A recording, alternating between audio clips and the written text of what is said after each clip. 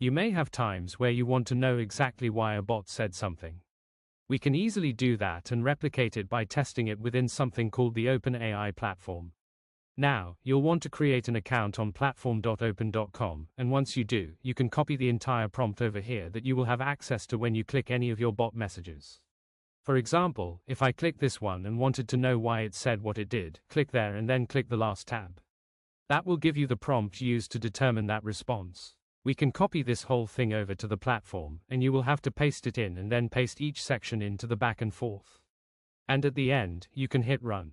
Before you hit run, you'll want to make sure you're using the same model as we are and using the same temperature. You can set those here. Now, if I click run, I will see a very similar response to the one that the bot gave. With the new update to OpenAI platform, when you are pasting in items with line breaks, it doesn't like the line breaks. So, if you, for example, copied this and pasted it in here, the formatting is not correct, and that does matter. So, what I like to do is open a text box somewhere, paste it in, and then copy from there and paste that in, and that will fix the formatting. Hopefully, they fix that, but for now, that is a workaround.